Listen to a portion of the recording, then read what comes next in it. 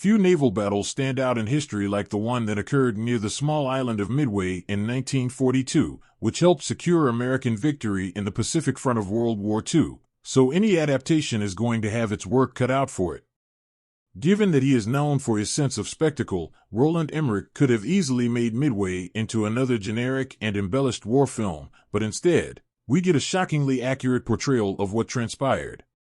Although the film does not cover the whole battle and small differences can be found, many of the craziest and unbelievable moments happen just as depicted.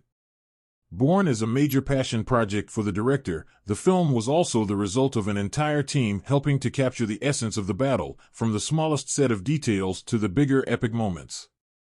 Today, few people would describe the tiny island of Midway as being a major or important location, but it remains one of the most important sites in naval history due to its significance in World War II.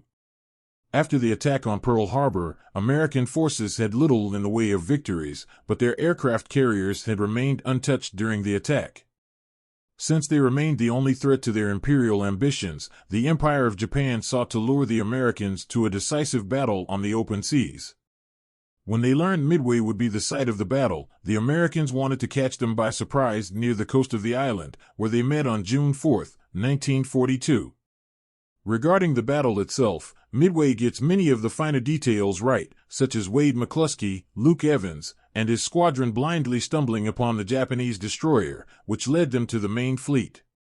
The tragic moments, like when Eugene Lindsay, Darren Criss, is killed along with most of the torpedo squadron, remain true to life as well. The decisive events of that day and the destruction of the Japanese aircraft carriers are portrayed perfectly, but the battle was not immediately over for 2 more days, where the Japanese and American battleships pursued each other but never fought. Unlike the first day, very little action occurred on the second or third, so it's understandable why the film would omit them, but there was one important moment. The last act of the naval battle, 6 months to the day after Pearl Harbor, was when a Japanese torpedo submarine sank the damaged American carrier Yorktown, although most of the crewmen had already been evacuated after being damaged on the first day. Even this attack is reduced to a brief mention, however, and the battle is still correctly portrayed as a clear American victory.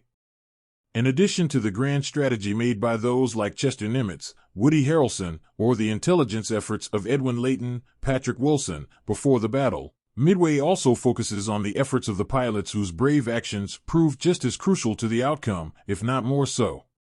Some of these moments might seem made for the movie, but many of them occurred precisely as they were shown.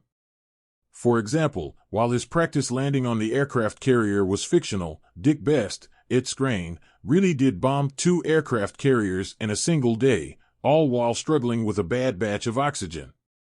Equally impressive were the actions of Bruno Guido, Nick Jonas, before the battle, when he was promoted on the spot for leaping into the cockpit of a downed plane and single-handedly destroying a Japanese fighter. Even the brief scene with John Ford watching the action was very real, with the acclaimed director still filming events after being injured by shrapnel. Sometimes, war really can be stranger and more epic than fiction. According to him, Emmerich was met with skepticism by the military when he approached them with the proposal to adapt the story of Midway to the big screen, but the cast and crew went to great lengths to capture the essence of the battle and the people who played a part in it.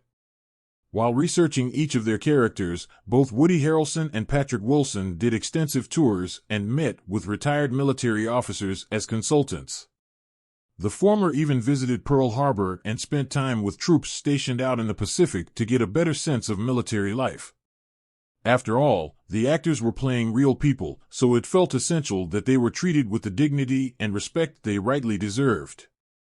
This attention to detail also extends to production design, despite the movie being filmed on a blue screen on a soundstage in Montreal.